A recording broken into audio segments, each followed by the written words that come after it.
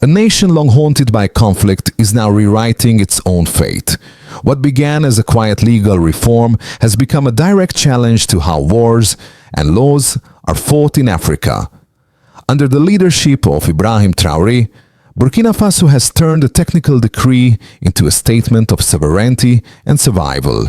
But the silence that followed his announcement was louder than any gunfire on its borders. You're about to hear what most reports only skim over. The part that explains why this reform matters beyond the headlines. You'll see how Burkina Faso's new legal order reshapes the logic of war, power and protection in a country still fighting for its survival. And this isn't just another update about Ibrahim Traoré's government. It's a window into how states under siege redefine legitimacy itself. Because if you stop here, you'll keep hearing about terrorism and stability, but never understand what's really changing beneath those words. At first glance, the reform looked like a bureaucratic adjustment, a line in a decree, a signature under the seal of the presidency. But the moment it was announced, field commanders and analysts realized something deeper was unfolding. The new legal framework wasn't simply about paperwork. It was a redefinition of who holds the right and the duty to defend the nation. In 2022, Burkina Faso's Volunteer Defense Corps numbered roughly 90,000 members. Their contribution was vital, yet legally fragile, operating in a gray zone between civic duty and armed responsibility. That figure alone revealed the scale of the state's reliance on civilian power and its vulnerability. The problem began when an emergency law designed for a short war met a conflict with no end. Rigid recruitment slowed response times, and limited mobility left some villages unguarded while others burned. Communities that once trusted in the army now depended on neighbors with rifles and courage, but without full legal protection. This is where the tension grew. What started as temporary survival turned into a permanent structure, and once the volunteers became indispensable, the question was no longer whether they could fight, but whether the law could keep up. The first figure to step into this uncertain landscape was Ibrahim Traoré himself, not as a distant commander, but as the architect of a new doctrine. To him, legality was not an ornament of peace but a weapon of endurance. His presence reframed the story. This was no longer about militias improvising defense, but about a state reclaiming control through its people. Traoré's closest advisors describe moments when reports from remote provinces arrived faster than any reinforcement could. Villages on the brink of collapse, commanders stretched thin, volunteers waiting for orders that the law itself forbade to issue. The contradiction was clear. Protection delayed by procedure. One military jurist later recalled the night when Traoré asked a single question. If the law cannot protect those who protect us, whose law is it? That question became the seed of reform. Drafts changed, clauses were softened, mobility expanded, and from that point no one inside the administration could still pretend this was an ordinary decree. Trigger phase. It began with silence. A series of attacks in the north shattered weeks of fragile calm. Roads were cut, villages emptied overnight, and local commanders faced a decision that could no longer wait. Within hours, Ibrahim Traoré authorized emergency deployments, even before the old law allowed it. The precedent was set, climax phase. Orders spread like sparks. Regional governors mobilized militias, communication lines buzzed, and the army redrew its operational map. Volunteers moved without waiting for written clearance. Legal boundaries dissolved in real time. Commanders reported regained ground, but also rising pressure. Each success demanded another stretch of the rules. Aftershock phase. When the gunfire eased, a new question lingered. How to justify what had just saved them? Families of the fallen volunteers demanded recognition. Jurists warned of chaos if legality lagged behind reality. In that moment, the government realized that survival alone could not legitimize power. It had to be written, structured, signed. The line between necessity and legality had blurred, and that blur became Burkina Faso's new battleground. The truth of any reform rests in the numbers that forced it into existence. For Burkina Faso, they were impossible to ignore. Over 2 million people displaced by violence since 2016. Nearly 40% of national territory once considered beyond state control. And more than 90,000 civilian volunteers filling gaps that a conventional army of 15,000 could not. Each number exposed an imbalance between risk and recognition. The volunteers, known as VDPs, were fighting, bleeding and dying under a law written for a brief emergency. Their contracts expired while their villages still burned.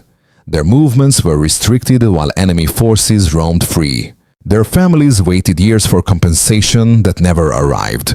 The new ordinance reverses that equation. It allows regional authorities to recruit faster, extending contracts in active zones and granting the right to redeploy across provincial borders.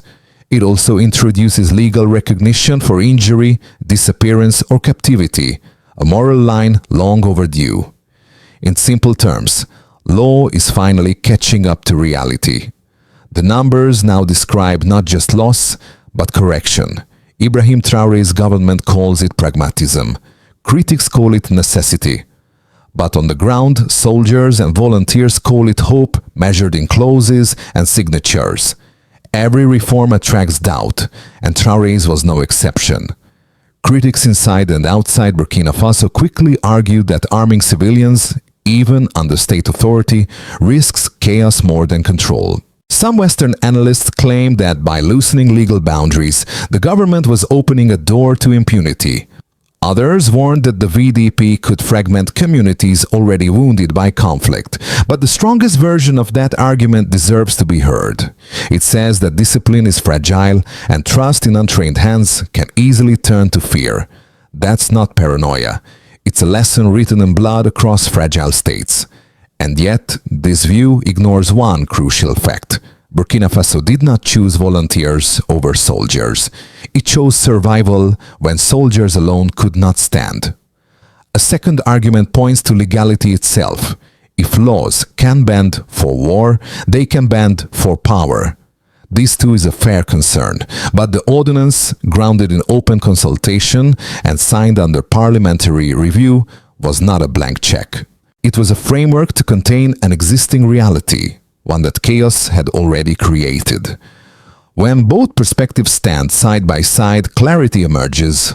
Law is not static text. It's a mirror polished by crisis, and under Ibrahim Traoré, that mirror now reflects a country learning to see itself again, and then everything shifted. The draft law, long debated behind closed doors, was suddenly published in full, revealing clauses few had expected. For the first time, volunteers injured or missing in action would receive state compensation equal to regular soldiers. The reform was not symbolic, it was structural. Overnight, the volunteers ceased to be temporary auxiliaries. They became legal defenders of the nation. The impact rippled instantly. Commanders saw their units stabilize, morale surged, and desertions dropped. Families who once hid their grief now spoke with pride. What looked like legal housekeeping turned out to be the most decisive psychological operation of Ibrahim Traoré's leadership. From that moment on, the war's center of gravity moved from fear to recognition, from improvisation to structure. The changes soon began to manifest in every layer of life. What started as a legal reform unfolded as a social transformation. For the state, the new framework restored coherence to a fragmented defense system. Regional commands finally operated under unified rules. Decision-making sped up. Bureaucracy lost its veto power. But with clarity came weight. Accountability now had a signature, and every failure could be traced. For a government under Ibrahim Traoré, that was both a victory and a test of endurance. For the business sector, the impact was quieter but deep. Trade routes reopened where VDP patrols secured roads. Local markets revived. Insurance rates for transport decreased by 12% within months, a sign that legality breeds confidence. Yet new contracts also demanded taxes, audits, and compliance, reshaping the informal economy that once survived on chaos. For ordinary citizens, the difference was emotional before it was economic.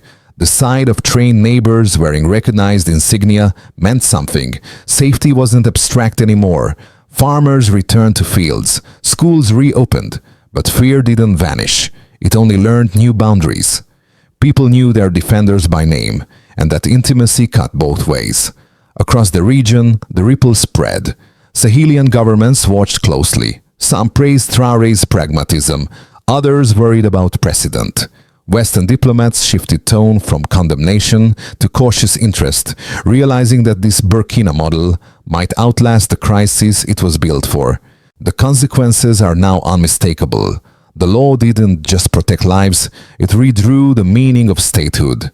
If the current trajectory holds, Burkina Faso's next chapter will be one of consolidation rather than chaos. The most likely scenario is a measured stabilization where the new legal order strengthens discipline without eroding flexibility. The VDP will remain an auxiliary pillar, but one with clear boundaries, better training and codified accountability. Security won't be absolute, yet predictability will slowly return. In the optimistic case, coordination between civilians and the army deepens. International skepticism softens as results appear undeniable. Safer corridors, revived commerce, and a population regaining trust in its institutions. Ibrahim Traoré's vision of shared defense, once dismissed as improvisation, could mature into a model for other nations facing asymmetric wars. But in the worst case, fatigue sets in. Oversight weakens. Legal guarantees become promises on paper, while resentment grows among unpaid or overextended volunteers.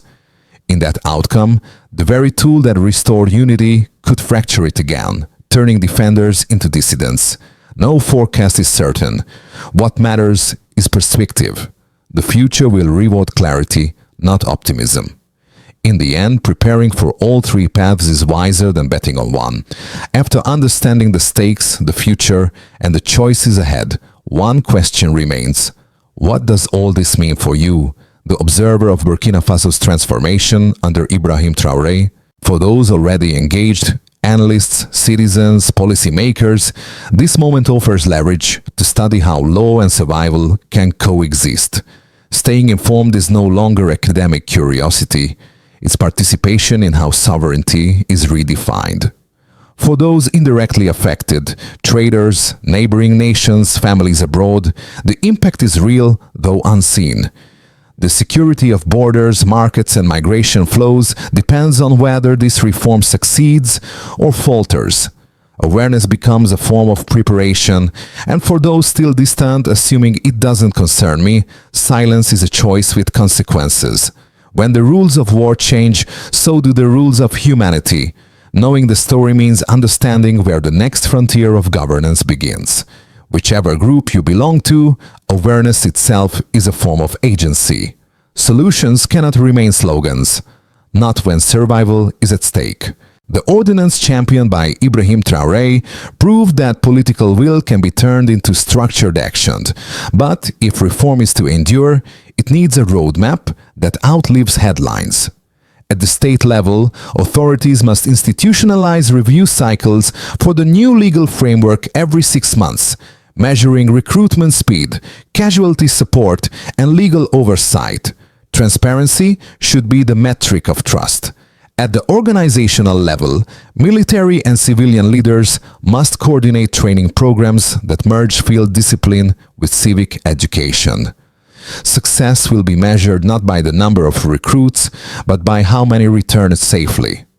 At the community level, citizens must stay engaged, reporting abuses, sharing data, and preserving morale. Responsibility is no longer vertical, it's shared horizontally across the nation. And beyond national borders, regional partners can assist by harmonizing rules on volunteers, ensuring that cross-border defense remains lawful and humane. Implementation, not intention, will decide the reform's legacy. Because in Burkina Faso's current reality, doing the right thing is not enough. It must also be done right. In the quiet after the storm, one image remains. A young volunteer standing at dawn, uniform faded, rifle resting on his shoulder, eyes fixed towards the horizon. Months earlier, he might have been invisible, another villager with no legal name in the nation's defense. Now, under the law signed by Ibrahim Traoré, he stands recognized, protected, and seen. From the first decree to this moment of reform, Burkina Faso has walked through fear, adaptation, and resilience. What began as a struggle for territory evolved into a struggle for meaning, to prove that legality and survival can share the same breath. The story is no longer about crisis management. It's about how a nation redefines worth through recognition. Every clause written was a promise that sacrifice would not go unacknowledged and courage would not disappear into paperwork. And as dawn breaks, one truth endures. Nations are rebuilt not only by power, but by the laws that remember their defenders. Every listener will leave this story with their own reflection. Some will see a legal milestone, others will see a human reckoning. But beneath every opinion lies a shared realization that what happened in Burkina Faso is not distant history. It is a living experiment in dignity and defense.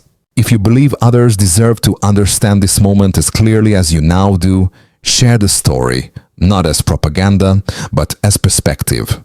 Each conversation multiplies awareness, each retelling keeps the question alive. How should a nation protect itself without losing its soul? Join that dialogue. Let it grow beyond borders and headlines, because the strength of any country, Burkina Faso included, lies not only in its armies or its laws, but in the people willing to think, speak, and act together. When the decree reached foreign capitals, reactions came in whispers, not thunder. Western governments noted the reform with interest, a diplomatic euphemism that masked unease. In Paris and Washington, analysts debated whether Ibrahim Traoré's legal experiment was a symptom of isolation or a blueprint for autonomy. Behind closed doors, envoys sought clarification. Could a civilian-based defense system coexist with international humanitarian law? Traoré's answer, delivered through measured statements, was simple. Burkina Faso would not export his model, but neither would it apologize for surviving. What surprised observers most was not defiance but composure. Traoré avoided the rhetoric of victimhood. Instead, he framed reform as alignment, aligning law with lived reality. "We are not rejecting global norms," one of his ministers said quietly. "We are redefining relevance." Neighboring Sahel states listened closely. Niger's Transitional Council requested documentation of the ordinance. Mali's Interior Ministry sent delegates to study training protocols. The African Union, often cautious, praised the emphasis on accountability. For the first time in years, Burkina Faso's foreign briefings were about legislation, not casualties.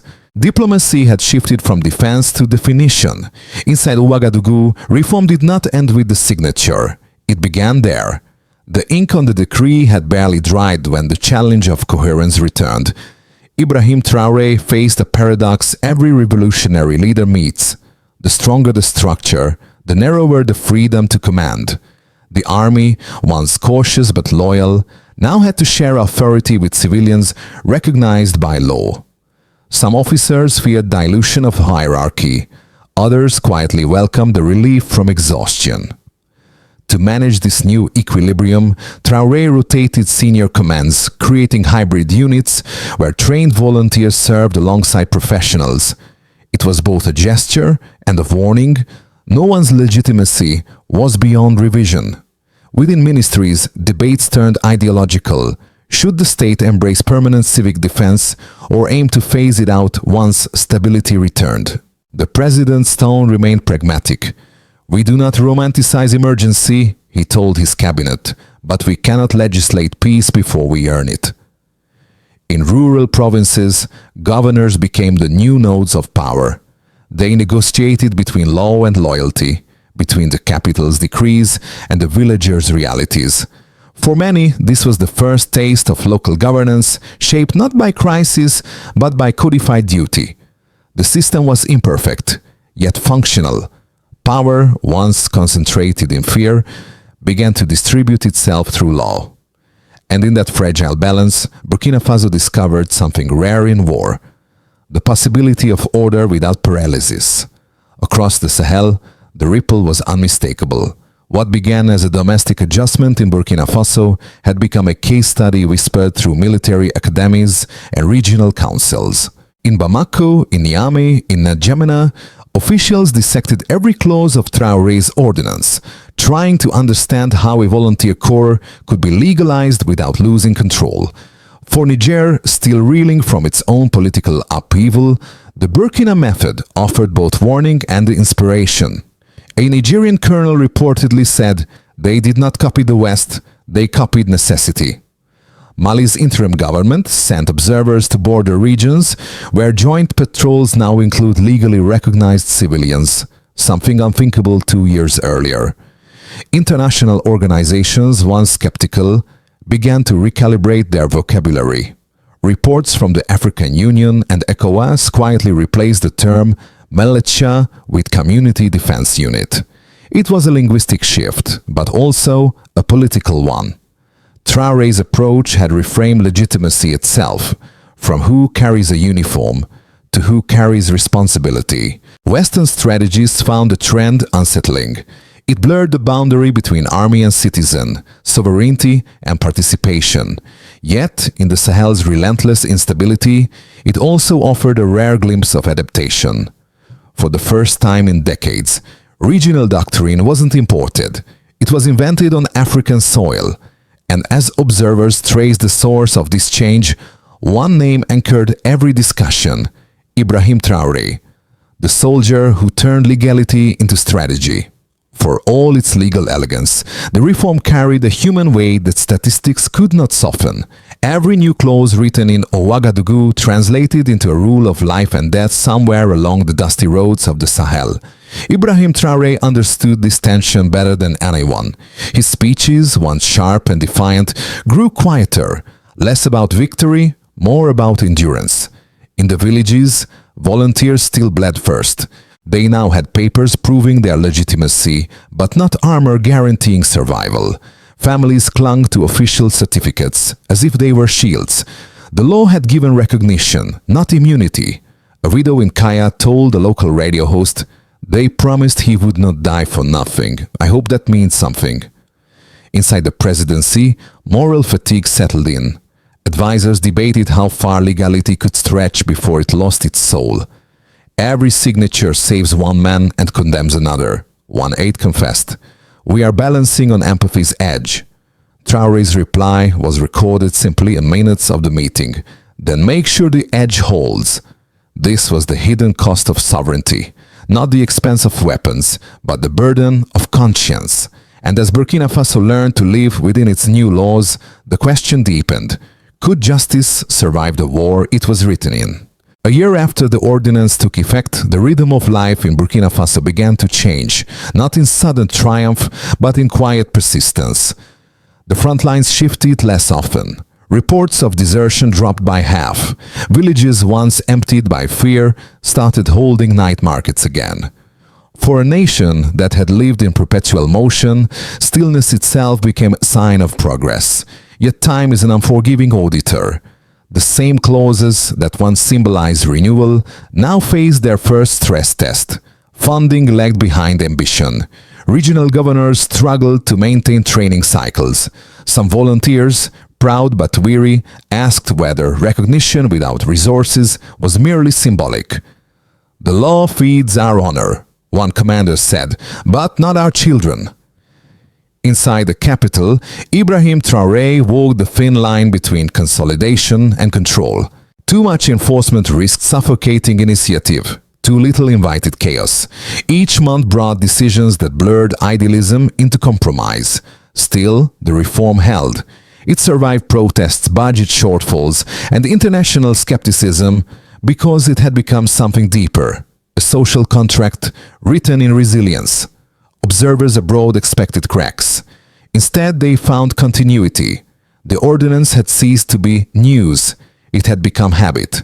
And in the world of fragile states, habit is another word for stability. But beneath that calm, one question endured like an echo. Could the law that saved a nation one year be the same law that limits it the next? History rarely remembers laws by their clauses.